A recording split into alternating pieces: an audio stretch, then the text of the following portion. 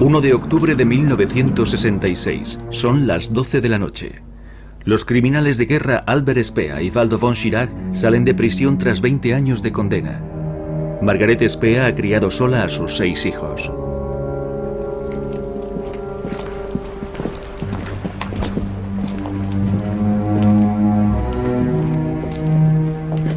Gretel. Albert. El antiguo arquitecto del Führer y ministro de armamento del Reich se ha preparado a conciencia para este día. El hombre que fue mano derecha de Adolf Hitler, uno de los ministros más poderosos del Tercer Reich, escribirá ahora sus memorias. Lo ha organizado todo, paso a paso, desde su celda. De la cárcel han salido a escondidas unos 20.000 folios con información secreta que recibía su amigo Rudi Wolters en Coesfeld. Como arquitecto y ministro de armamento, Speer fracasó, pero ahora con su autobiografía quiere formar parte del libro de la historia. Speer y Hitler. Epílogo. El engaño.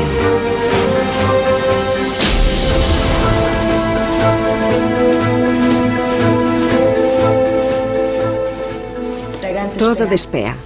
Y del Führer. Mensajes secretos de 20 años.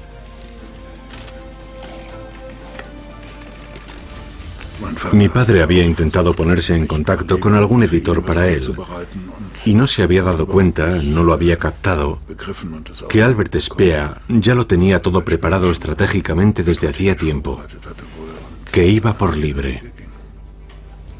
Todo pasado a máquina y listo para entregar. A su cuenta del colegio hemos enviado hasta ahora 154.183 marcos y 34 peniques. Wolters había respaldado a su amigo Speer durante los 20 años que éste había permanecido en la prisión de Spandau. Recogía dinero para la familia, le ayudaba a enviar cartas en secreto y dirigía sus negocios. Durante mucho tiempo, Wolters pensó que participaría en la autobiografía de Albert Speer como consejero asesor. Estoy seguro de que él esperaba que se le reconociera su labor, de alguna manera. ¿Con una dedicatoria nombrándole? Sí, una dedicatoria a su nombre. Pero supongo que a Speer, el tal Wolters, con su peculiar honestidad, no le servía para ciertas cosas. Yo escribí una carta a la señora Speer, a Gretel, en la que le decía que de todos los hombres importantes del Tercer Reich, solo me había dejado impresionado su marido, que él era el único al que me gustaría conocer y que pensaba que podía aportar recuerdos relevantes. Poco tiempo después recibí una carta de Speer en la que me comunicaba que se alegraba mucho, que se sentía incluso honrado por mis palabras, pero que también había otros interesados, americanos y franceses, que yo no era el único. Tras lo de Spandau, varias editoriales, tanto nacionales como de fuera, se pusieron en contacto con él para ofrecerse a publicar sus memorias. Sus recuerdos eran objeto de un gran interés mundial incluso antes de salir de la cárcel. Él quería que le tomaran en serio, que le vieran como un personaje histórico y tratar con una editorial seria y con un editor agradable. ¿Cómo hablo de alto? ¿Así está bien? Por supuesto, le dije que con todas las editoriales del mundo interesadas en él, podría obtener unas sumas de dinero considerables. Ahora mismo les explicaré cómo transcurrieron los últimos 2 o 3 días. Quizá les resulte interesante. Sí, fue verdaderamente emocionante. ¿No tiene nada más que decirnos, señor Speer? Guarden silencio. Fue muy emocionante. Y estoy feliz de estar aquí fuera, después de 20 años.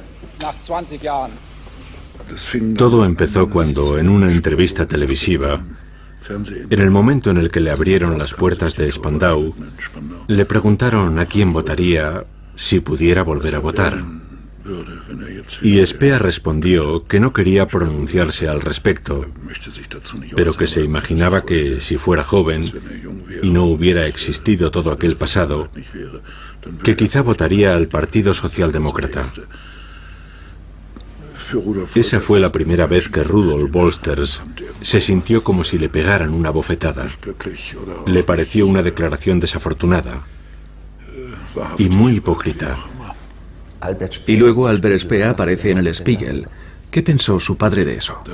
Entonces se dio cuenta de que Albert Speer iba por libre.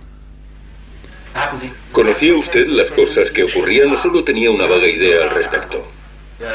De lo que había en los campos de concentración solo teníamos una vaga idea. No puedo imaginar que un hombre de su posición no tuviera información clara de lo que pasaba allí. ¿Tiene algo que decir al respecto? Sí, esa es, por supuesto, la pregunta crucial. Evidentemente, con mi posición podría haber sido conocedor de la verdad. Había indicios de diversas índoles, pero no ibas más allá. Te ocupabas de tus propios asuntos y en la medida de lo posible te despreocupabas de lo que pasaba a tu alrededor. Le veo subiéndose a un avión en Berlín. Sí, y luego se baja en Hannover, se monta en un coche y desaparece. Y en un área de descanso de la autovía cambiamos de coche. Él lo llamó una aventura de James Bond. Organizar aquello me resultó divertido. Luego, en un diario dijeron que estaba en el sur de Alemania o en Italia, pero en realidad estábamos allí cerca, en Schleswig-Holstein. Yo me alegré mucho. Estaba verdaderamente feliz. La emoción en la familia se respiraba en el aire. La familia entera era feliz. Pero después volvió a un estado neutral. Estas son las fotos del regreso. Ah, sí. Aquí tenemos a... Esta es Hilde. Sí, esta es Hilde y este es Ernst. ¿Qué recuerdos tiene de aquel día? Recuerdo estar sentados en la mesa comiendo, luego pasear por el jardín. Aquí se están saludando. Por primera vez están todos alrededor del patriarca. Sí, ¿Cómo fue aquel momento? deprimente. Nos dimos la mano. Era complicado porque había una gran distancia, no teníamos confianza. Entre nosotros la comunicación era fluida, pero él no formaba parte de esa dinámica. Se sentía excluido. ¿Qué pasó para que las cosas fueran tan mal? Bueno, tampoco se puede decir que fueran tan mal. Fue más bien que él, nosotros o quien sea, nos habíamos imaginado un ambiente idílico y armónico. Un ambiente marcado por la conversación. Pero todos estábamos cohibidos. Nadie tenía claro cómo debía comportarse, cómo debíamos dirigirnos a él, cómo hablarle. Había mucha tensión. Era un hombre desconocido que ahora tenía que volver a entrar a la fuerza en mi vida. De alguna forma, tenía una actitud distante que creo que le hacía daño a él mismo, pero que no era capaz de evitar. Por mi parte, yo me esforcé por sacar de aquel hombre algo de cariño, pero no conseguí nada. Era intocable. Sí. En las fotos posteriores yo ya no salgo, porque después de día y medio decidí que ya había tenido bastante. Dije que tenía unos planos urgentes que dibujar y dejé allí a la familia. Al día siguiente Albert se fue, no quiso quedarse. Dijo que tenía unos proyectos pendientes. Sí, puede ser. Se alegró de poder irse. Bueno, Yo sigo pensando que, tras salir de Spandau, seguía teniendo un muro a su alrededor y que él interpretaba un papel ante la familia y ante los periodistas. Se mantenía muy activo, pero no dejaba que nadie se le acercara realmente. Cuando le dejaron libre, yo, como todo el mundo, seguí su salida de la cárcel con gran interés. Oí hablar de su reencuentro con la familia en el norte de Alemania y pensé que no volvería a saber nada más de él. Y entonces, de repente, recibí una carta amistosa que había dictado estando todavía en la cárcel, en la que decía que, de todas las cartas que había recibido, la mía era la que más le había interesado, y que cuándo podíamos vernos. Por aquel entonces, yo estaba planeando, o al menos planteándome, escribir una biografía de Hitler. Y de alguna manera, Speer me cayó del cielo como un regalo de los dioses. Porque tenía claro que si escribía la biografía de Hitler, tendría que hablar también de las memorias de Speer. Para cualquier historiador, sería una oportunidad única contar con un testigo de primer orden como él. Era una ocasión irrepetible. Usted, señor Speer, fue el arquitecto de Hitler. Fue uno de sus ministros más importantes y poderosos. Y por último, fue su amigo.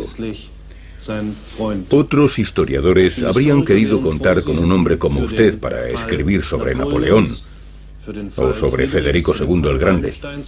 Un hombre al que poder preguntar sobre estas figuras de la historia como lo hacemos nosotros ahora con usted. ¿Hitler es para usted un personaje histórico o más bien alguien que forma parte de su vida personal? Sin duda, las dos cosas. Es un hombre que forma parte de la historia y que también influyó en mi vida.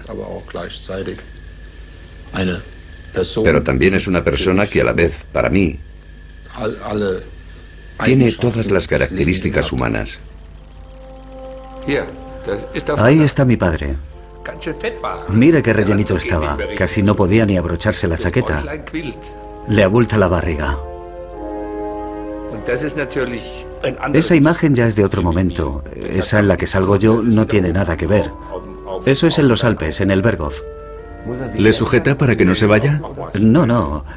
Mire, aquí sonríe. Esa es Hilde. A menudo me preguntaba si Hitler sentía o no cierto afecto por los niños. Nunca se mostraba verdaderamente natural en el trato con ellos. Los consideraba descendientes, representantes de la siguiente generación. Se fijaba en su aspecto, si eran rubios y de ojos azules, en su crecimiento, si se les veía fuertes y sanos, o en la inteligencia, si eran despiertos y vivaces. No reparaba en su naturaleza infantil. En mis hijos su personalidad no causaba efecto. Ella está tan contenta. Parece tenerle mucha confianza. Era una persona absolutamente encantadora con nosotros, los niños. Yo creo que he borrado algunas cosas de mi mente. De otra manera no me lo explico. No me acuerdo de haber estado allí. Yo nací en el 40. Los recuerdos suelen empezar a partir de los 3 años. Yo de antes del 45 lo he suprimido todo. ¿Qué quiere decir con suprimido? Que no tengo ningún recuerdo de aquella época. Este lugar es increíble. Es como un sueño. ¿Ese es el camino por el que su padre bajaba siempre con Hitler? ¿De qué temas hablarían cuando se encontraban a solas? Quizá no conversaban tanto. Me los imagino paseando uno al lado del otro, en silencio. A su manera, Hitler se había quedado prendado por aquel hombre. Había visto al joven en múltiples ocasiones y le había llamado la atención. Tenía cierto encanto y era seguro de sí mismo, pero también era modesto. Y todo eso tenía a Hitler impresionado. Y por supuesto, a Speer, eso le hacía sentirse genial. Hitler no podía tener amigos, y de hecho no tenía ninguno. Tenía enormes dificultades para relacionarse con los demás, y evitaba cualquier tipo de relación cercana con otras personas. Digamos que le resultaba imposible permitir a nadie acceder a su mundo interior. Todavía no sé cómo me atreví una vez a decirle: señor Speer, usted se encontraba en su círculo más cercano, al cual seguro que se acercaban todo tipo de interesados, canallas y miserables. ¿Cómo reaccionaba usted ante eso? Y él me contestó: pensaba que posiblemente todos los grandes hombres de la historia se mueven en un entorno así. Los mariscales de Napoleón eran todos suboficiales hasta que Napoleón les concedió ese cargo. No empezaron siendo grandes oficiales del ejército francés. Yo pensaba que simplemente así es como eran las cosas. Sí, aún queda algo más.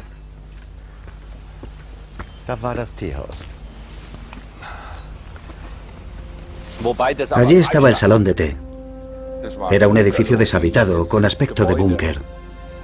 ¿Cómo era por dentro?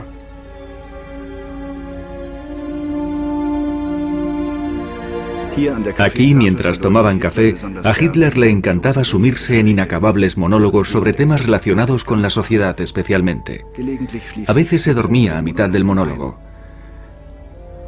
Cuando volvía al Berghof, solía retirarse enseguida a las habitaciones superiores. Bormann desaparecía a menudo, según comentaba disgustada Eva Braun, en el dormitorio de una de las secretarias más jóvenes. La tarde avanzaba en un ambiente monótono y cansado, hasta que tras una hora, Eva Braun intercambiaba algunas palabras con Adolf Hitler y se dirigía a las habitaciones superiores.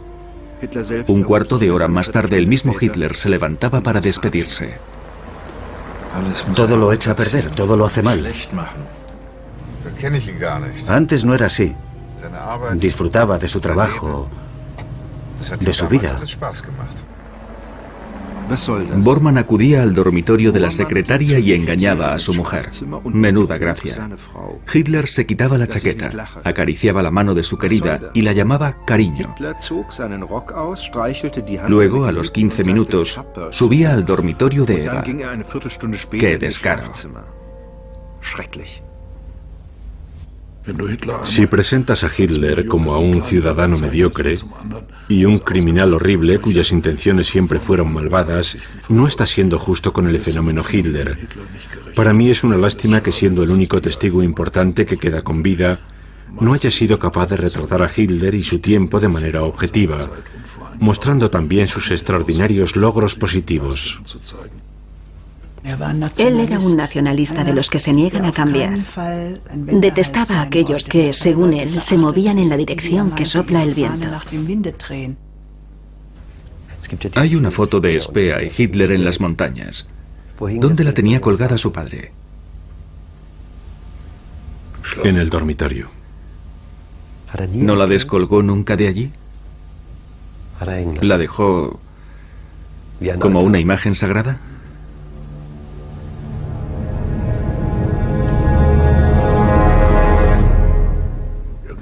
Un día, Rudolf Wolters me compró un coche, un escarabajo. La matrícula era 2EAH88. Trabajábamos para el ayuntamiento de Ahaus y el jefe me dijo: queda muy bien que en el coche ponga AH como refiriéndose a Ahaus.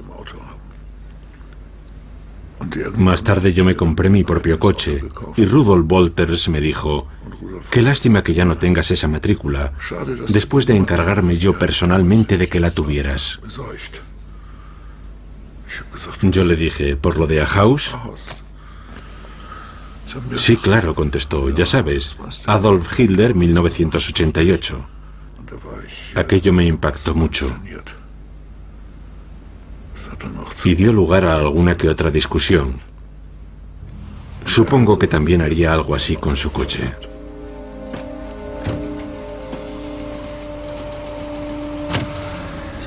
H88.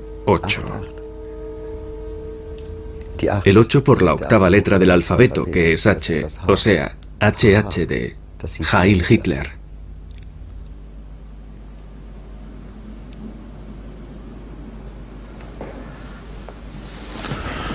Nunca lo había pensado, pero casi mejor no haberlo sabido hasta ahora.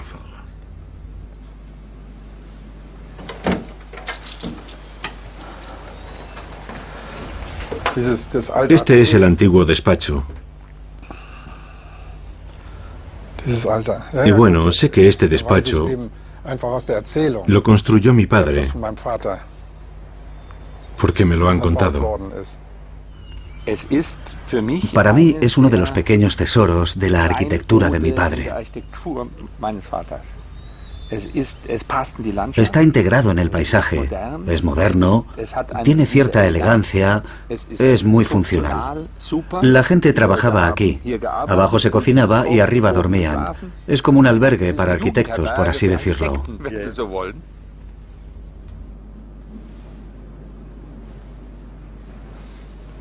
Y cuando usted era pequeño, entraba aquí, donde su padre le enseñaba a Hitler sus proyectos. Cuando Hitler bajaba del Berghof, hablaban en este despacho. ¿Qué le contaba de esa relación que mantenía con el Führer, con Hitler? Hitler tenía cierta envidia, porque le habría gustado ser como Speer. Ser el gran arquitecto, el hombre de talento que tiene un importante mecenas a su lado. Se hizo evidente cuando una vez dijo: ¿sabes, Speer? Nosotros dos estamos hechos de otra pasta que los mariscales y los líderes del partido. Nosotros dos somos artistas. Él siempre vio a Speer como un artista, y eso adulaba sobremanera a Speer.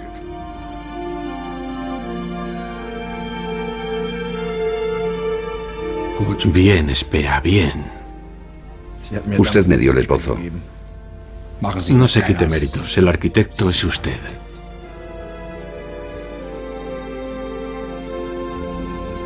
¿Le permitían visitar a su padre? Sí, yo estaba mucho por aquí, si no tenía ninguna visita. Incluso yo creo que a veces venía sin avisar. Venía tranquilamente. Me acuerdo de haber jugado en esta habitación mientras él dibujaba algo, hablaba por teléfono o lo que fuera. En alguna ocasión me dijo que, evidentemente, se sentía muy halagado por las pequeñas atenciones de Hitler hacia su persona, por el trato preferencial que le mostraba. Pero un día Hitler dijo: su marido construirá para mí edificios sin precedentes en los últimos 4000 años. Y Speer me dijo: ¿sabe usted? Siempre negaron que fuera un verdadero artista. No quiero reavivar la polémica, pero era tan artista que tal observación de Hitler me embriagó por completo. Un arquitecto se pasa la vida luchando para conseguir encargos, luchando con la competencia, combatiendo las dificultades económicas y qué sé yo. Y resulta que a un joven de apenas 28 años se lo ponen todo en bandeja y le dicen que puede hacer lo que quiera, mientras se ajuste a las directrices que le indiquen. Estamos hablando de fama y honor, de perpetuidad. No en vano se dice que los arquitectos se prostituyen en cierta forma, que para conseguir un nuevo proyecto hacen lo que sea.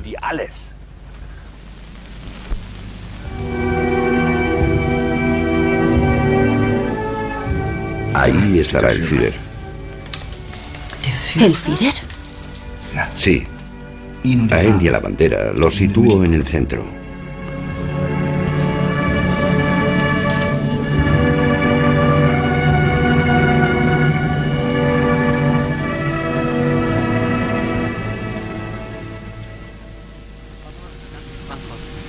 Gracias, es estupendo poder hablar con usted aquí, ante el viejo Palacio de Congresos. Usted es el arquitecto del Reich. Usted ha construido todo esto. Sí, sí. ¿Qué nos puede contar del recinto Luitpold? El anfiteatro lo hemos acabado de construir este año y el pabellón Luitpold también está acabado. Pero esto es solo el comienzo de un gran complejo que se irá construyendo a lo largo de los años.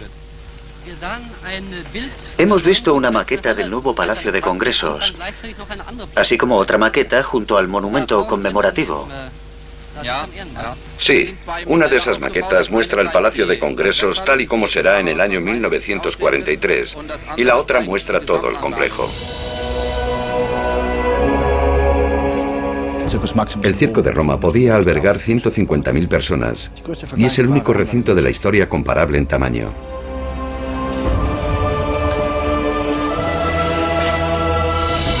Entonces, ¿esos son 100 metros? Sí. Gigantesco. ¿Y aún se podrá ver algo desde arriba? Lo hemos probado, construyendo unas gradas sobre una colina. Nos encontramos sobrevolando el valle, en los alrededores de Nuremberg, acercándonos cada vez más en círculos. Albert ya había estado al mando del helicóptero. No tenía formación ni carnet para volar, pero sí un copiloto con experiencia, que más tarde se hizo cargo de los mandos para las maniobras más delicadas.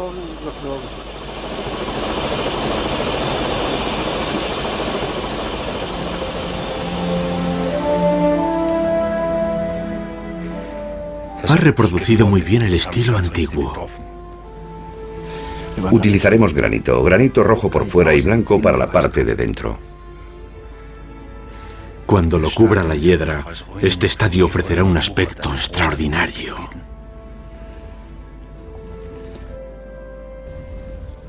Marzo de 1939. Viaje de formación al sur de Italia y Sicilia.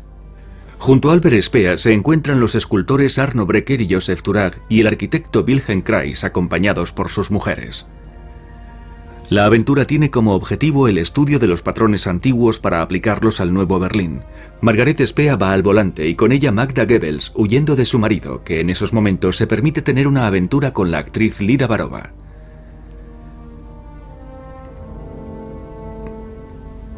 Mientras que el equipo de viaje visita animadamente antiguas construcciones, Hitler invade Checoslovaquia.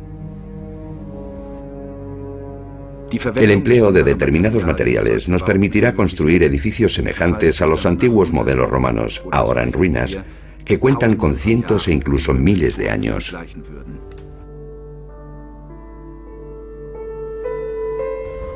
¿Cree que es cierta la historia de su padre sobre las ruinas? Bueno, pues ¿por qué lo duda? se lo podrían haber inventado perfectamente. Yo creo que eran capaces de cualquier cosa. Speer también pensaba, como tantos otros, que les esperaba un largo periodo de paz, orden, trabajo, fortuna para el país, un estado social. Pensaba, yo levantaré edificios como los que ningún otro arquitecto ha podido construir antes. Hitler dejaba que le enseñara los proyectos y planes nuevos, y a menudo pasaban noches enteras estudiando entusiasmados los diseños. Aquello era para él como un cuento de hadas, un sueño que en el plazo de un año o año y medio se hizo realidad.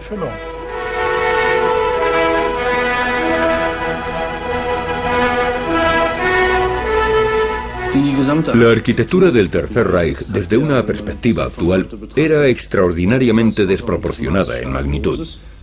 Construimos a una escala verdaderamente desmedida.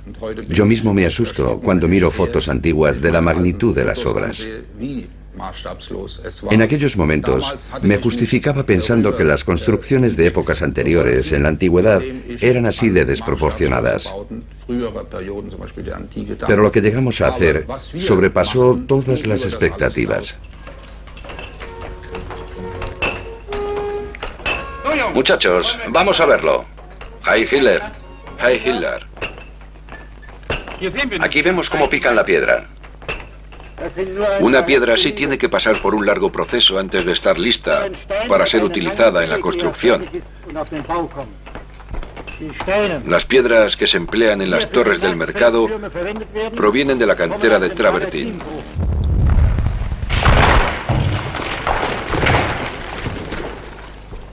Y golpear la piedra y trabajar con el pico es un buen ejercicio para los músculos.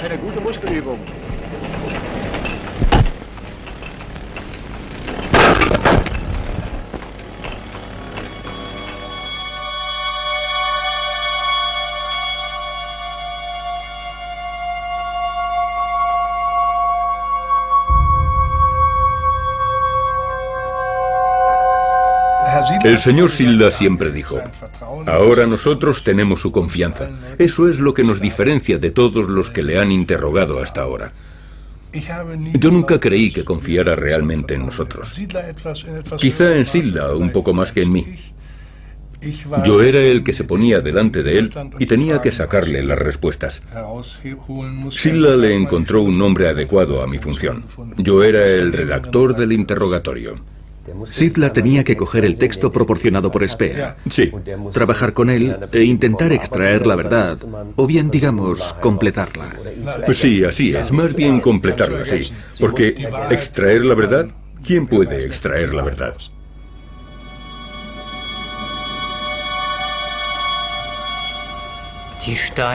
La piedra también provenía de campos de concentración. Spea estaba al corriente de todo lo relacionado con la construcción del recinto de congresos y dirigía cada paso desde su denominado despacho Spea, de Berlín. Y eso no solo significa estar en contacto con la industria de la piedra, con respecto al envío de material. También estaba en contacto con las SS, con Himmler, y era perfectamente consciente de las intenciones de Himmler sobre cómo controlar la producción de las canteras, siguiendo unas ideas ya muy asentadas en los nacionalsocialistas. Estaba al corriente de todo lo relacionado con la construcción de campos de concentración y la explotación de presos, de acuerdo con el principio exterminar a través del trabajo. Y está documentado que el campo de concentración Natzweiler-Stutthof, en la zona montañosa de los Vosgos, se creó tras la invasión de Francia con el único objetivo de utilizar a los presos del campo como mano de obra para extraer el granito rojo de la zona y construir con él el Estadio Alemán, el proyecto arquitectónico de mayor envergadura de toda Alemania. ¿Ha pensado alguna vez que para ese proyecto su tío Albert utilizó a hombres de los campos de concentración para extraer bloques de piedra? No, aquí sí que tengo que decir que eso no me lo creo. Estamos hablando del 4 de septiembre del 41. Y entonces él todavía era el arquitecto, aún no era ministro de armamento. No lo fue hasta febrero del 42. Tengo aquí un extracto de un informe mensual que las SS enviaban a la oficina central de la administración de Múnich. En él se reflejan las conversaciones mantenidas entre el jefe de obra del estadio y Spea sobre cómo se explotaría la cantera. Eso fue en otoño de 1941. Este documento lo corrobora y hay más documentos similares. Las SS llevaban un registro meticuloso de lo que ocurría en sus canteras y otras instalaciones.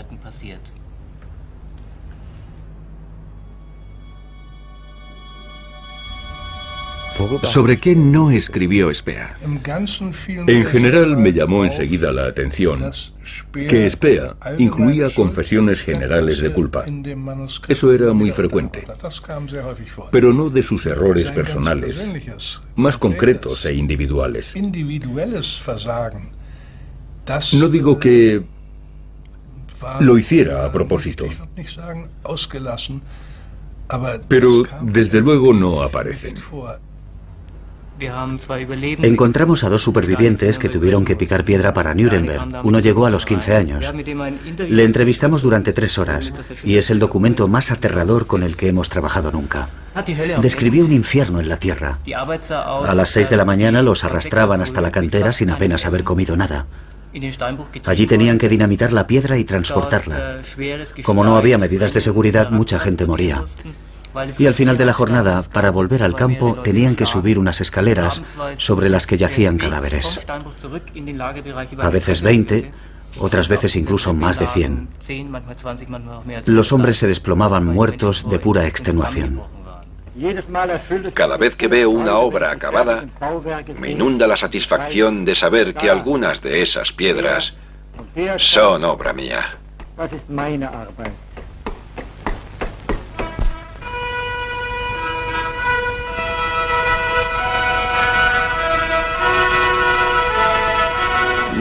En 1938, 39 y 40 se abren varios campos de concentración, cuya labor es la explotación de presos como mano de obra para el suministro de las obras de Speer en Nuremberg.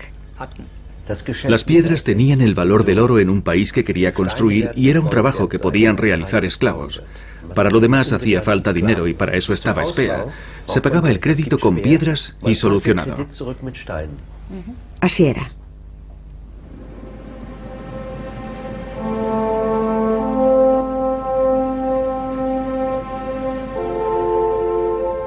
Así comienza el día en el Nuevo Berlín.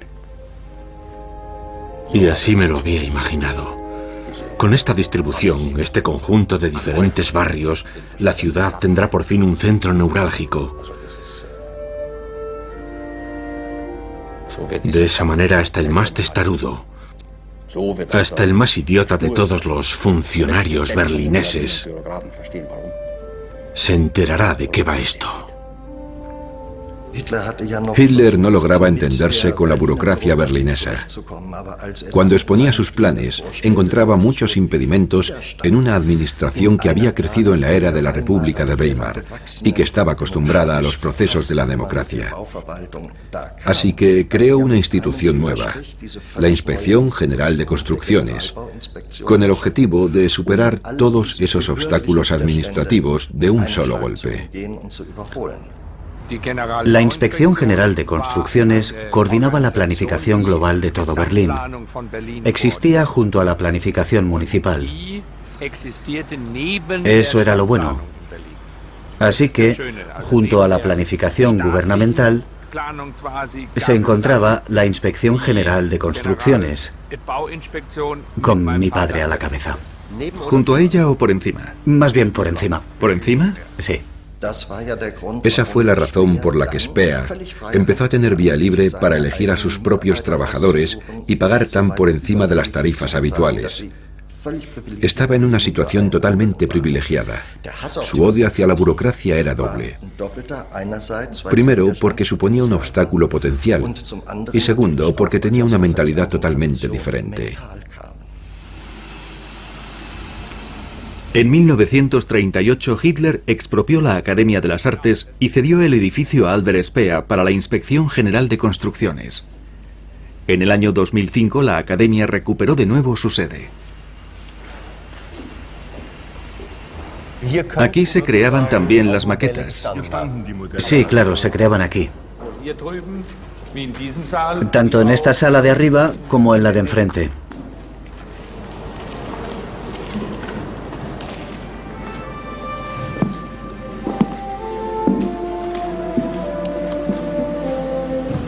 Esto de aquí es como los Campos Elíseos de largo. Un bulevar imponente para llegar a nuestro gran recinto, el doble de ancho y el triple de largo que el Boulevard de París. Quien pase por aquí olvidará París. Cuando Hitler veía sus maquetas, ¿cómo estaba de humor? Se notaba que estaba radiante. Irradiaba la satisfacción de alguien que hace realidad algo muy deseado, muy anhelado.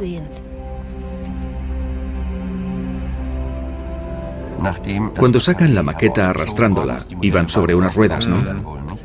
El Führer mira la plaza de cerca y se da cuenta de que el Reichstag parece muy modesto. El señor Speer pregunta si debería demoler el Reichstag y el Führer le contesta: ya me está tentando. ¿Eso es lo que pasó? Sí, él quería derribar el Reichstag. Si más tarde tiene que desaparecer el Reichstag, ¿es que acaso lo quiere demoler? Si tiene que hacerse, sí.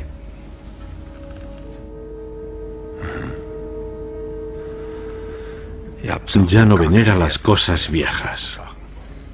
Führer, ya no venera las cosas viejas. Speer, pertenezco a la juventud de hoy en día. Führer, así es la juventud, que así sea. Que así sea. Es espantoso pensar cómo era su actitud hacia el pasado, igual a la de mi padre. Mirando el Reichstag, el Parlamento de hoy en día, tal y como lo reconstruyeron, se ve que es un edificio grandioso, enorme. No es un edificio pequeño en absoluto. Y eso evidencia de nuevo ese salto en las dimensiones. Es increíble.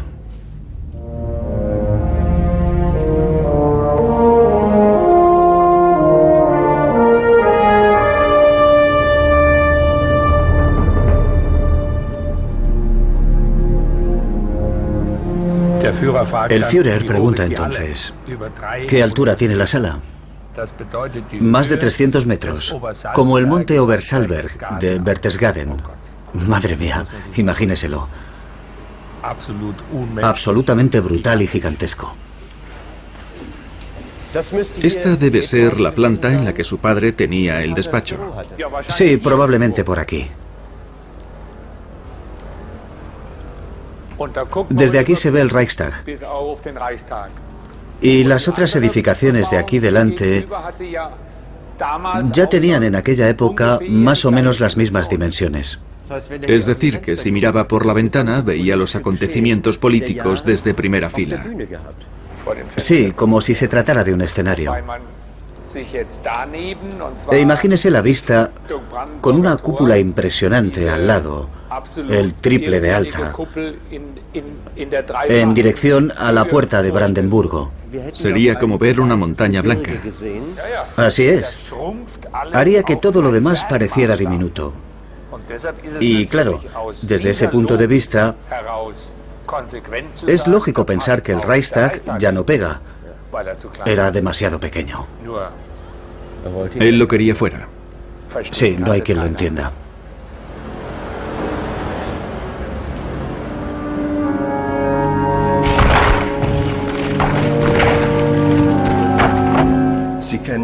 Conocen el plan de demolición y los plazos que Speer ha hecho establecer. Se dan cuenta del enorme pasillo que tendrán que abrir para contar con el espacio suficiente en una zona muy densamente poblada, para que sea posible construir ese eje. Y no era solo el eje. Allí había infinidad de edificios de viviendas en barrios en los que residían muchas familias. Para crear ese gran eje era necesario destruir una inmensa parte de la ciudad.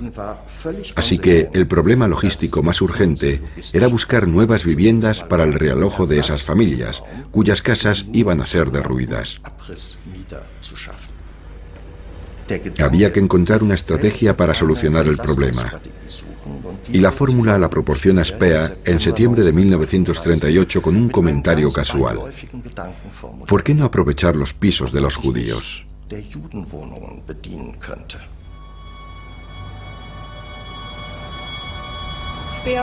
Antes del pogromo de noviembre de 1938, Speer comienza a confiscar los pisos de los judíos y después de ese pogromo demanda la confiscación de todos los pisos de los judíos de Berlín.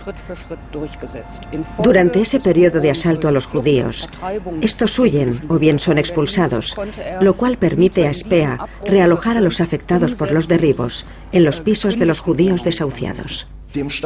Según las investigaciones realizadas, la primera mención a esta estrategia aparece en una anotación de un acta, marcada como estrictamente confidencial, porque Speer quiere consultar al Führer sobre la cuestión personalmente. Con respecto a la construcción de pisos de tamaño mediano y grande, el arquitecto Speer propone conseguir el suelo necesario expulsando forzosamente a los judíos. El arquitecto Speer pregunta cuánto suelo está ocupado por los judíos en Berlín.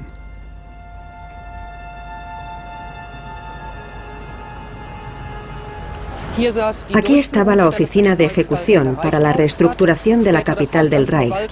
Más tarde, sede administrativa y económica, bajo la dirección del profesor Karl Maria Hettlage.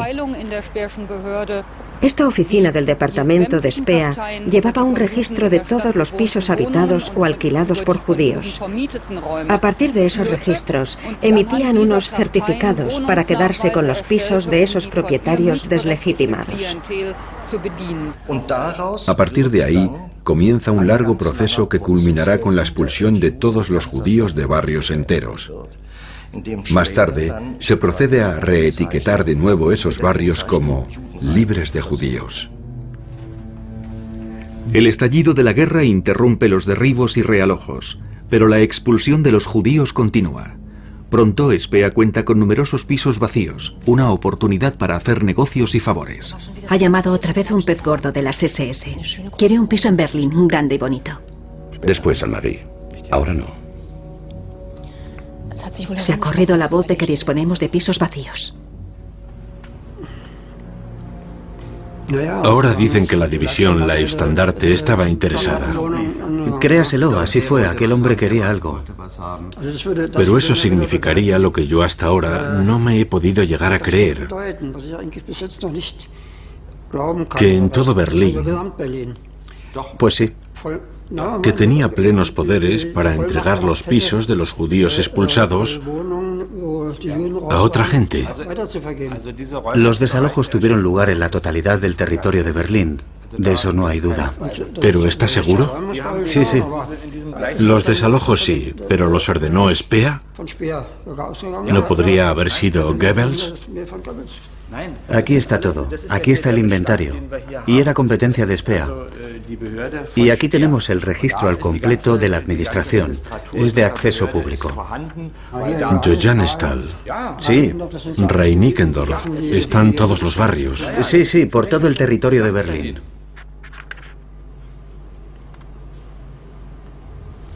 Sinceramente me sorprende.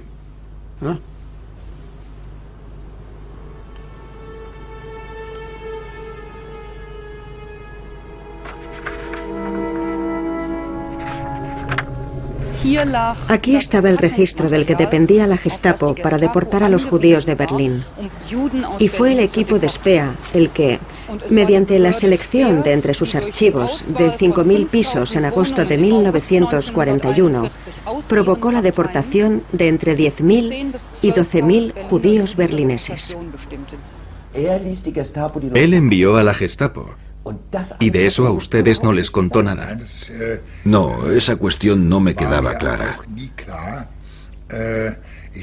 Yo pensaba que su ambición por construir, digamos, que le llevó a implicarse en el régimen del terror, a esa actitud implacable.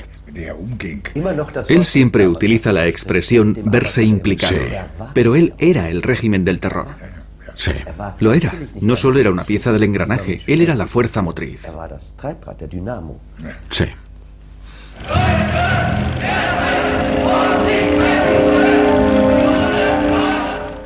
De la noche de los cristales rotos no podía decir que no sabía nada. Sí, eso... ¿Cómo reaccionaba ante esas cosas? Pues ese día, según descubrimos durante la investigación, él pasó por la calle Fasanen de Berlín, donde se encontraba la sinagoga, y miró brevemente lo que pasaba. Pero aquello, y utilizaré una expresión de Goethe, no le dejó ninguna imagen en el alma. Su retina lo registró, pero no le conmovió en absoluto.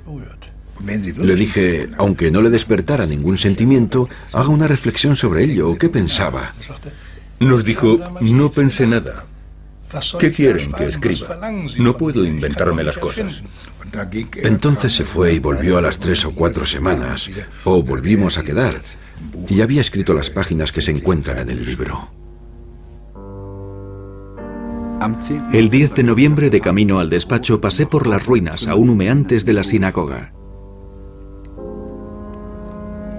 Ahora ese recuerdo óptico constituye una de las experiencias más deprimentes de mi vida, pues sobre todo me perturbó el desorden que pude ver en la calle Fasanen. Sí noté por un fugaz instante que era el comienzo de algo que acabaría con la aniquilación de un grupo de nuestra gente, algo que pudiera cambiar mi sentido de la moralidad. No lo sé. Ha dicho que los acontecimientos del 8 y 9 de noviembre afectaron a su sentido del orden. Suponemos que viniendo usted de una familia burguesa, debía tener un sentido de la moralidad bien arraigado y una idea clara de lo que está bien y lo que está mal. Tengo que responder negativamente a la cuestión. Sin duda, fue el error más grande que he cometido en mi vida. Fue un gran error no pensar en las implicaciones morales de lo ocurrido. Si me permite que le interrumpa, señor Spea, no me refería en absoluto a lo que pensó más tarde, sino si le afectó en el momento antes de reflexionar sobre las implicaciones morales. No, no me afectó. ¿Cómo se explicaron aquella actitud? La ingenuidad y el anhelo de conseguir. Él mismo decía siempre que el anhelo de poder erigir grandes obras arquitectónicas, sin parangón desde Alejandro Magno, fue claramente, según sus propias palabras, demasiado grande. Tanto que pasó por alto todo lo demás. Incluso los cadáveres. Él diría que nunca fue consciente de eso, pero sí, claro.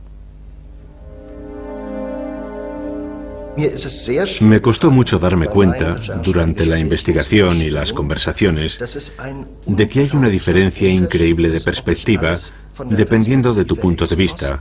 Puedes ver las cosas desde una distancia temporal, interpretando los resultados, lo que sabes, o puedes decirte, un momento, ¿qué estaba ocurriendo en septiembre de 1938? Ellos no veían más allá. Solo veían la columna de la Victoria y no las chimeneas de Auschwitz. Es que no miraban. Ahora nosotros miramos el Tercer Reich a través del humo de las chimeneas de Auschwitz. Ellos eso no podían verlo. Yo ahora los veo en la euforia obsesiva de sus planes, ordenando desalojar los pisos de los judíos. Y puede no parecer lo peor de formar parte de aquello, pero con esa privación de derechos, con esa marginación, con eso es con lo que empezó Auschwitz.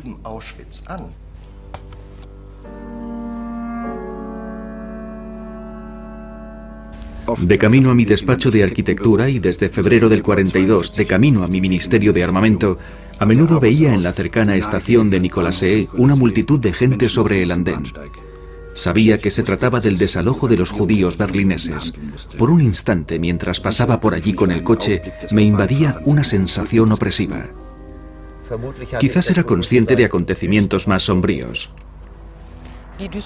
Esos acontecimientos más sombríos a que hace alusión Spea son los desalojos de pisos que él mismo había ordenado en agosto de 1941 y la deportación por parte de la Gestapo de multitudes de judíos berlineses.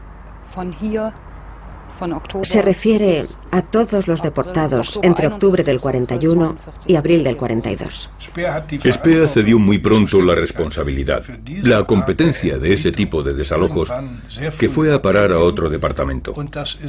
A partir de ahí ya no tuvo nada más que ver con aquello. No conocemos los motivos, ni si lo dispuso Spea, Wolters u otro de sus compañeros. Nadie lo sabe con certeza.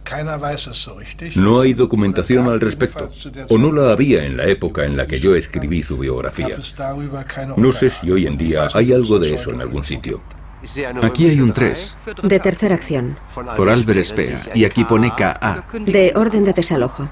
437. El número de piso. 7948. Eso es un número de transporte. Fue asignado por la Gestapo a alguna persona.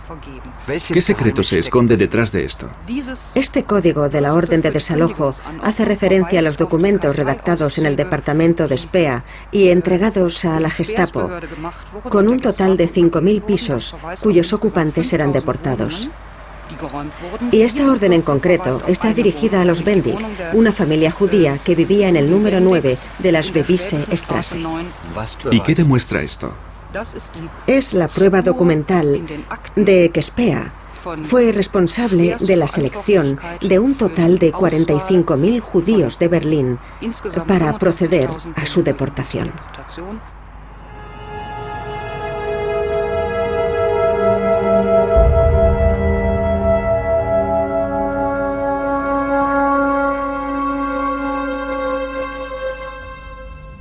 Usted se convirtió en un detective que le sigue la pista a un criminal. Esa es una historia interesante que me ha hecho pensar mucho, ya que nunca he llegado a entenderla del todo. Spea murió antes de que saliera mi libro, pero fue él mismo el que me puso sobre la pista.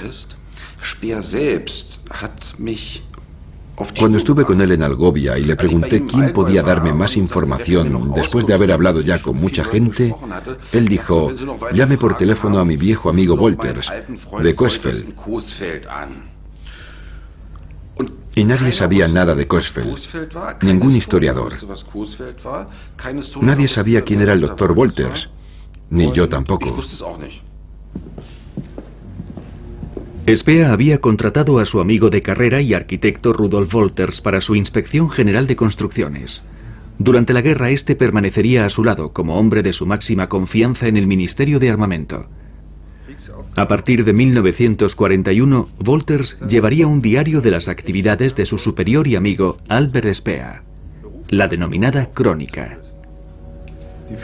Está convencido de que en un futuro la dirección técnica la asumirá el arquitecto. Y volvemos a la misma pregunta. ¿Por qué? ¿Por qué precisamente Spea me recomendó hablar con el doctor Wolters? Suena incluso a suicidio premeditado. Él debía ser consciente, después de todas aquellas cartas tan delicadas y de los conflictos que tuvieron, debía saber que Wolters me enseñaría los documentos que tenía. En 1964, 15 años antes de la visita de Matthias Smith, Wolters alteró la crónica. Esto fuera. Todas las historias de los judíos, pisos y propietarios judíos. ¿Va a eliminarlo todo? Lo he escrito yo, es mi trabajo. Puedo tacharlo. En aquellos momentos, cualquier historiador importante asumía que Spea no había sido realmente consciente de la persecución de los judíos, que no sabía nada de su deportación o su exclusión. Algunos pensaban que no había querido verlo, o que incluso ignoraba lo que estaba ocurriendo. No obstante, aquí tenemos una crónica en la que se ven unos tachones. Y, por otro lado, hay una interesante correspondencia en la que Wolters comunica a Spea que ha encontrado unos fragmentos muy interesantes en la crónica que podrían perjudicar a gente importante, incluido él como antiguo ministro de Armamento, y que, como autor del texto, se ha tomado la libertad, y cito literalmente, de eliminar esos fragmentos. Tachado. Pero también me he visto obligado a eliminar algunos pasajes, muy pocos, que lamentablemente no carecen de relevancia histórica.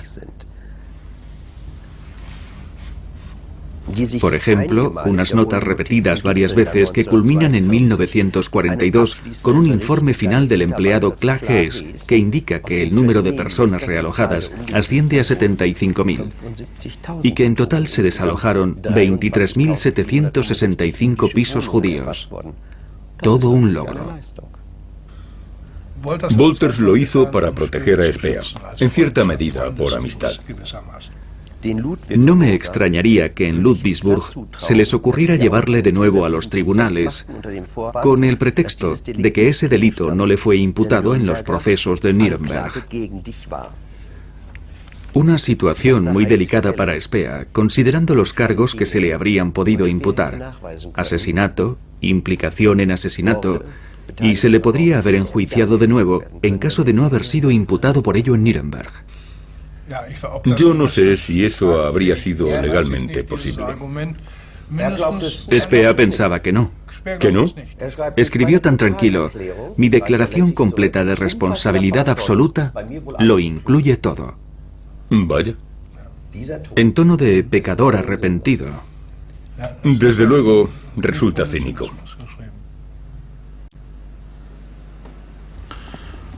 Sí, quedan algunas preguntas sin respuesta. ¿Qué pasó con vosotros? ¿Qué pasó con los judíos? ¿Qué sabíais? ¿Por qué participasteis en aquello? ¿Por qué no intervenisteis? O si no intervenir, abandonar al menos. Esa es una historia muy amarga para mí. ¿Qué decisión tomada como ministro de Armamento describiría usted mismo como su error más importante? Sin duda, tomé innumerables decisiones erróneas. Pero la más determinante para el transcurso de la guerra fue la de respaldar el desarrollo de misiles contra Inglaterra. Los misiles denominados V2. En ese proyecto invertimos grandes esfuerzos, tanto para su desarrollo como para su implementación, para su puesta en práctica.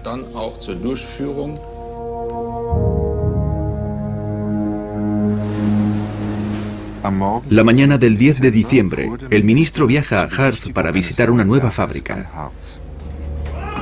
Van a ver el trabajo en el interior de una galería.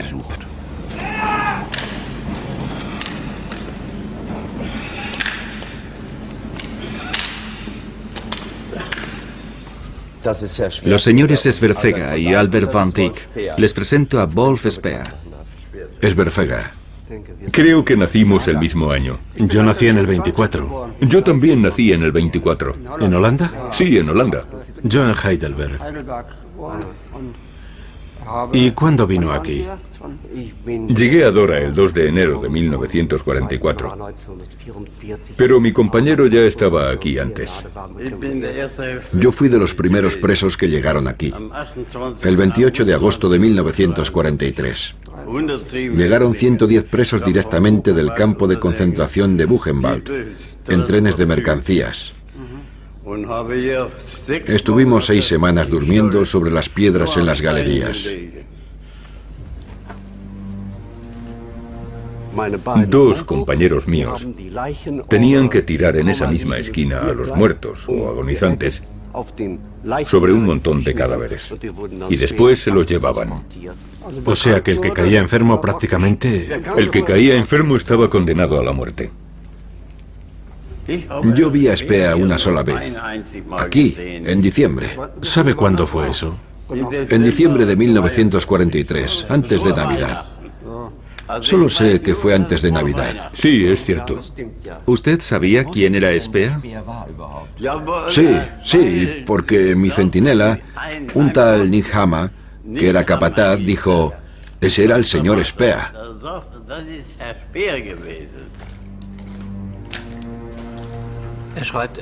Él escribió que tras su visita mandó construir más barracones, mandó que se mejorara la alimentación, que hubiera asistencia médica. Pero después de consultar numerosas fuentes, podemos decir claramente que aquello no fue por influencia de Speer. Ese es el mito que creó él sobre Dora. Según Speer, fue él quien se encargó de solucionar las cosas, pero cuando uno consulta a los investigadores acerca de Dora, todos dicen que no es cierto. La decisión de acometer algunas de esas obras no se tomó hasta junio del año siguiente y las demás ya estaban en marcha. Él se adjudicó la historia, como si lo hubiera ordenado él. Puede ser, sí. Speer era el máximo responsable de lo que pasaba aquí. Se trataba claramente de un plan del Ministerio de Armamento. Eso significa que, evidentemente, Speer era el máximo responsable. Ese intento de exonerarse con la leyenda de la construcción de barracones concuerda con lo que contaba Speer en sus libros después de la guerra. Describía los crímenes del nacionalsocialismo, especialmente los cometidos por otros implicados, y admitía parcialmente algunas responsabilidades. Pero cuando llegaba a cuestiones importantes, se comportaba de manera totalmente diferente.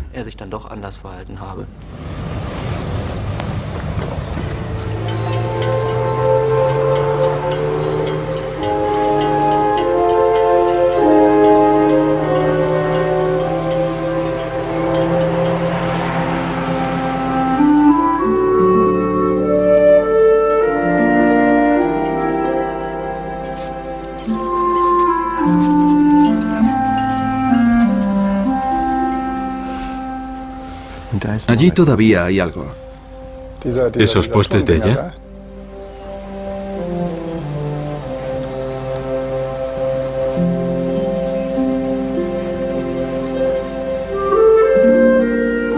Sí.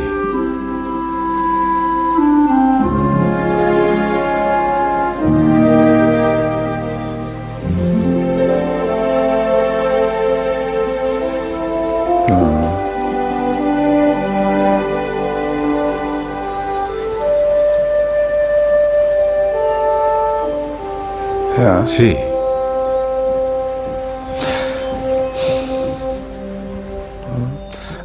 Es curioso. Tengo que diferenciar los recuerdos que me vienen de fotos, vídeos y todo lo que he visto más tarde de lo que realmente recuerdo de lo vivido entonces.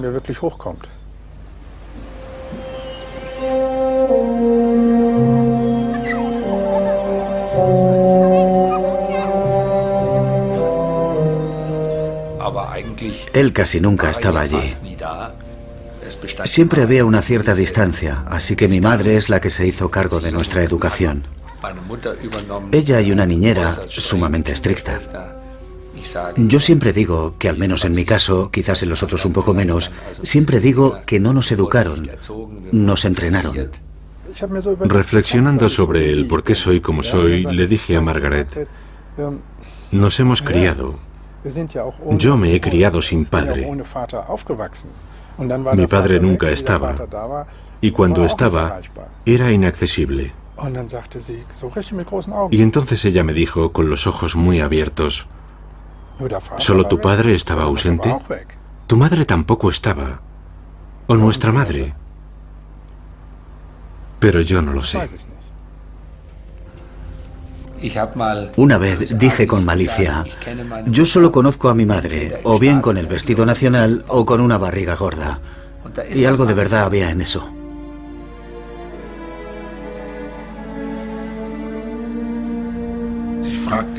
Un año después de que se publicara el libro, le pregunté, ¿qué le ha parecido a su mujer la lectura del libro? Y él me respondió, Gretel no lo ha leído todavía. Yo le dije, ¿qué? ¿Su mujer todavía no lo ha leído? Está en la lista de bestsellers en primera posición. Se había traducido a 15 idiomas en aquella época. Han aparecido extensos artículos sobre el libro en Le Monde y en el New York Times. ¿Y su mujer no lo ha leído? Y él dijo, no, es una historia demasiado emotiva para ella. Era muy joven y fue su mejor época. Su marido era un genio. El Führer le besaba la mano. Según ella, ya le he destrozado la vida. Ahora no quiere que le destroce los recuerdos.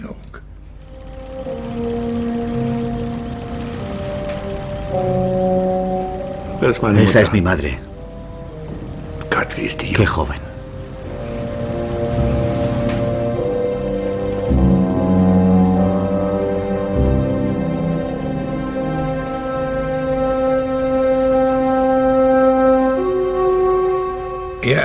Más tarde me preguntó, ¿cómo se explica tanto éxito? Vaya al restaurante que vaya, la gente se acerca o me saluda desde las mesas de al lado. Y yo le dije, ¿sabe qué, señor Speer? Yo diría que es usted como un ángel salido del infierno. Es, por así decirlo, un rayo de luz dentro del horror del crimen. Aparentemente ha emergido intacto.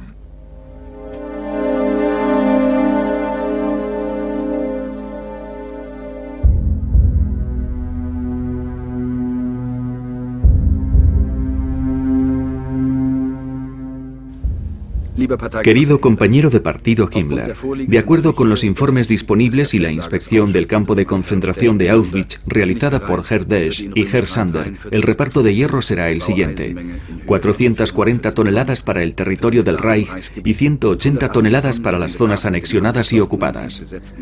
Tales cantidades se han de emplear únicamente en la ampliación de los campos de concentración, especialmente el de Auschwitz. Eso implica que Speer debía conocer la realidad porque los trabajadores que hicieron esas ampliaciones no iban a decirle, son campos en los que se trabaja, lo cual es verdad que también se hacía, pero ellos tuvieron que ver otras cosas. Y es muy improbable que luego dijeran, señor ministro, no queremos hablar de ello. Eso es totalmente inverosímil. Me alegra saber que la inspección de los otros campos ofreció una imagen positiva. Que los judíos fueron perseguidos durante el Tercer Reich es un hecho conocido por todos. Supongo que también por usted. No ha permanecido oculto para nadie. No obstante, muchos no sabían que también se les agrupó y exterminó sistemáticamente. ¿Qué sabía usted de todo aquello?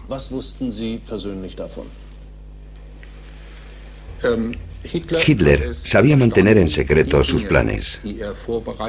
Incluso a mí, como ministro de Armamento, no se me informaba de las grandes acciones o de las grandes ofensivas que iniciaba.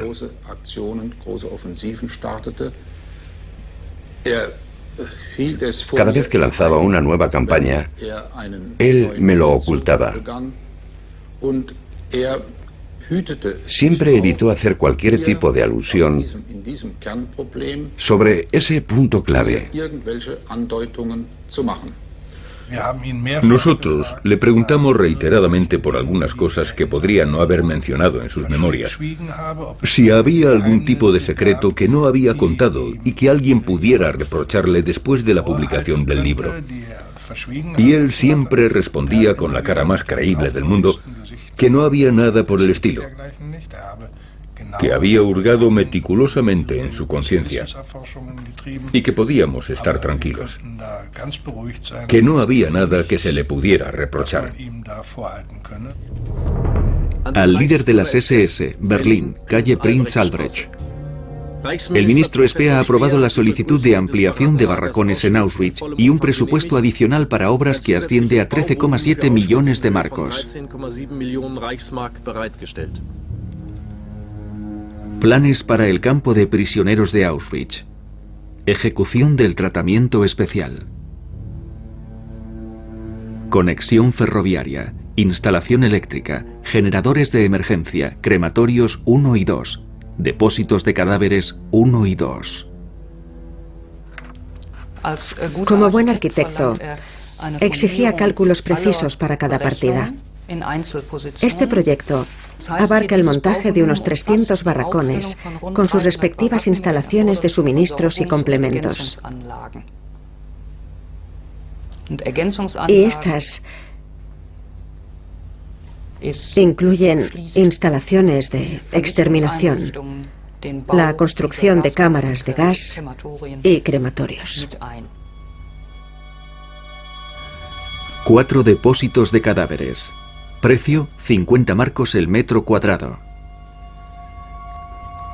3 hornos. Precio 20.000 marcos la unidad. 2 unidades de crematorio. Precio por unidad 30.000 marcos.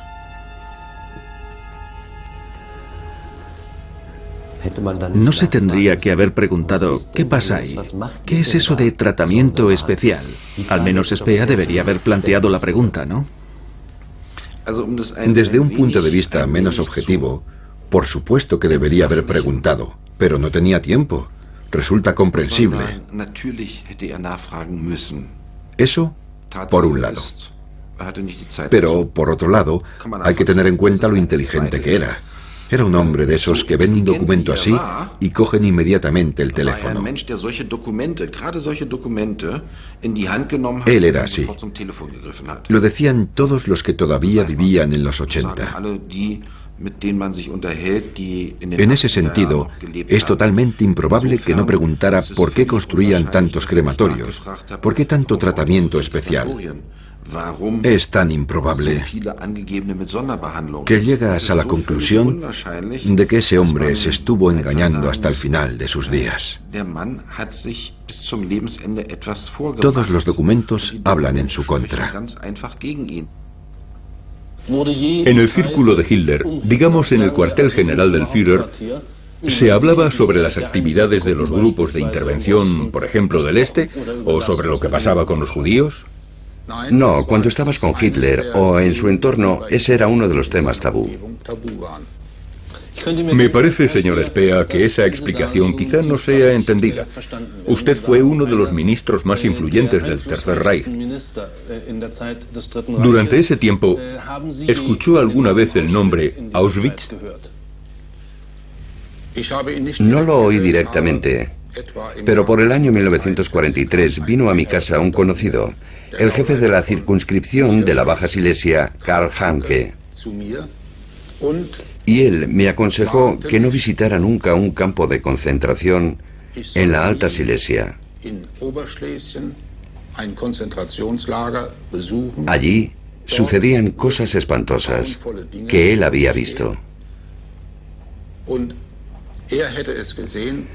Unas imágenes de las cuales todavía no había conseguido deshacerse. Sabiendo lo que sé ahora, solo podía tratarse de Auschwitz.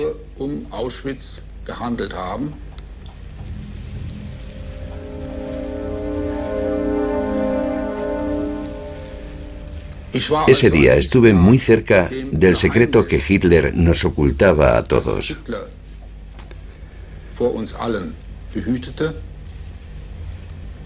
De hecho, mi deber habría sido insistir a Hanke, seguir preguntándole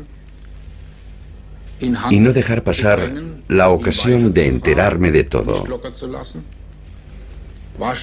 Quizás entonces me habría dado más detalles. A partir de ahí, habría sido mi deber mantener una conversación directamente con Hitler y preguntarle qué estaba ocurriendo.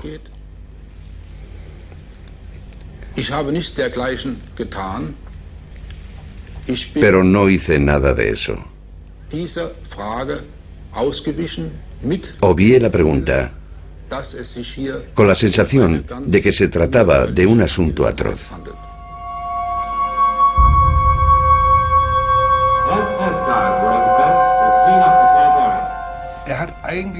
La verdad es que no tenía absolutamente ninguna imagen concreta que coincidiera con el carácter criminal del régimen.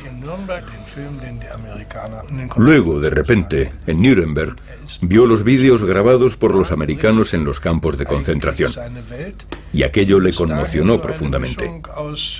Fue entonces cuando su mundo se vino abajo. Un mundo que había sido una mezcla de ideales y de la convicción de que no se pueden evitar algunas consecuencias desagradables. Es entonces cuando ese mundo irreal en el que ha vivido se desmorona.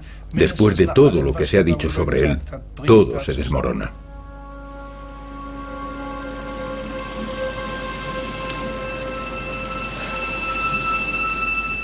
¿Se siente usted personalmente responsable de lo ocurrido en Auschwitz? Yo todavía hoy me siento responsable de lo ocurrido en Auschwitz.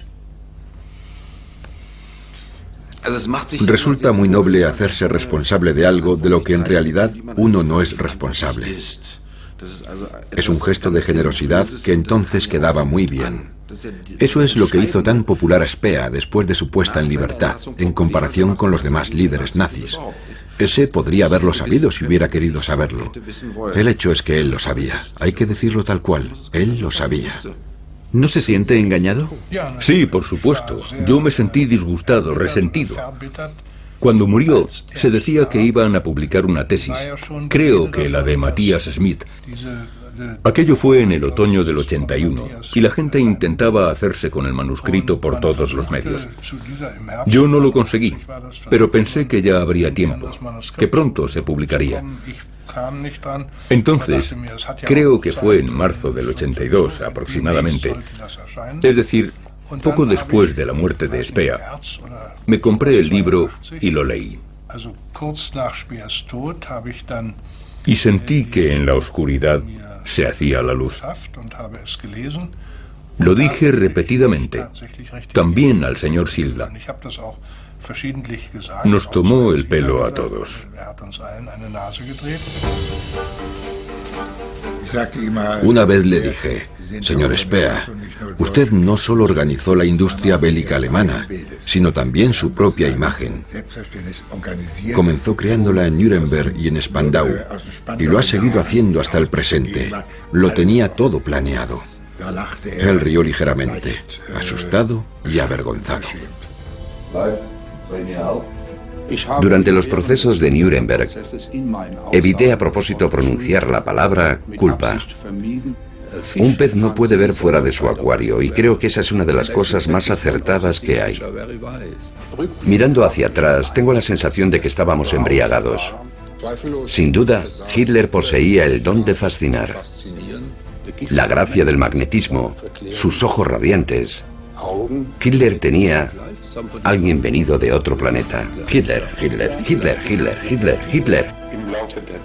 A lo largo del tiempo, presencié con horror la búsqueda de notoriedad de Speer, con sus declaraciones de culpabilidad, con su radical cambio político, con su evidente oportunismo, con su capacidad, totalmente desconocida para mí hasta entonces, de pisotear a los compañeros muertos del Tercer Reich.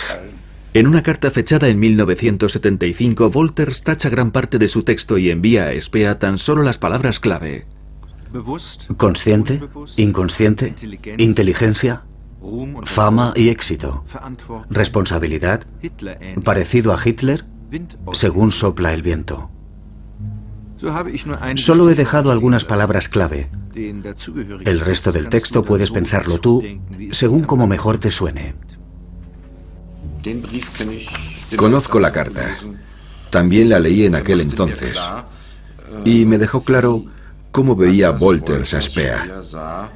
Insistía en la idea de que aquel era un Speer totalmente distinto al que conocía. La primera vez que lo volví a ver en Coesfeld, supe de manera intuitiva que aquella estrecha amistad que tuvimos durante los años de Spandau se había acabado. Él ya no me necesitaba. La amistad que había existido desde 1920, 22 o 23 se rompió totalmente. ¿A su padre le afectó mucho que su amigo lo dejara en la estacada?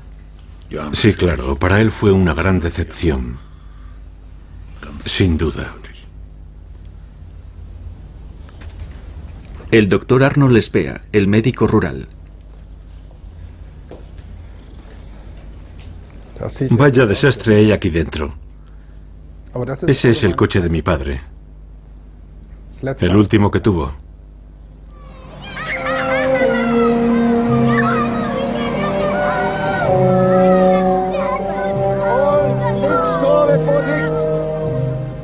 No quiero deshacerme de él. ¿Qué desea todavía de su padre? Supongo que, como todo el mundo, sentirme querido, aunque esté muerto. Tenía miedo de que, si no me distanciaba, acabaría en el papel de asesora, de ayudante. También como ayudante emocional, de toda confianza. Y que eso me apartaría de llevar una vida independiente, que era lo que quería en aquel entonces. La doctora Hilde Rand, pedagoga y socióloga, fue vicepresidenta del partido Alternative Liste en el Parlamento de Berlín. Dirige una fundación que recauda dinero para mujeres judías que quieren trabajar en el mundo de la ciencia o del arte.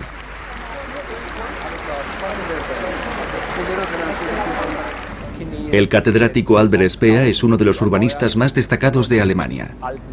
En su despacho, Albert Speer y Asociados diseña proyectos para todo el mundo. Su objetivo es crear ciudades inteligentes y humanas. Mi padre vino 2 o 3 veces al despacho y estuvo mirando por allí. Pero siempre me daba la impresión de que, en realidad, nada de lo que veía le interesaba. Él miraba, se acercaba, como si lo que había allí fuera importante para él. Pero nunca tuve la sensación de que realmente le interesara.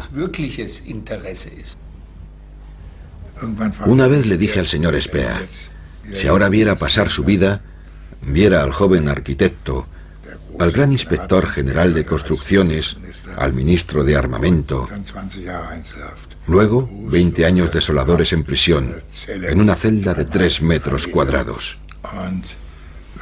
Si pudiera volver a vivir de nuevo su vida, ¿renunciaría a todo aquello y se conformaría con ser un noble y honrado arquitecto de Heidelberg? Imagínese una vida normal. Construir una piscina municipal un año, una caja de ahorros al siguiente, una casa unifamiliar o de 2 viviendas el tercer año, y así sucesivamente. Toda una vida yendo de vacaciones al mar del norte en verano, con la familia, todos contentos, y luego volver a casa y proyectar una nueva caja de ahorros. ¿Sería una alternativa para usted? Y le dije, señor Spea, a eso me tiene que contestar. Y él dijo, no, ya sabe usted que no existe ninguna alternativa. No puedo volver atrás, pero si pudiera, por horrible que parezca, elegiría la vida que he llevado. Volvería al esplendor, a la infamia, al crimen, al camino hacia la historia. Una foto de un joven Spea, la preferida de Leni Riefenstahl. Tras su salida de la prisión se encuentran por casualidad en la estación de esquí de Wolkenstein. Leni Riefenstahl lleva su cámara de fotos. Yo tenía la imagen en la cabeza y le dije, me gustaría hacerle una foto parecida a aquella. Yo llevaba una bufanda roja, se la puse y arriba en el hotel le hice un par de fotos. Y la copia resultó muy parecida al original. No hay casi diferencia entre las dos fotografías. Así ocurrió.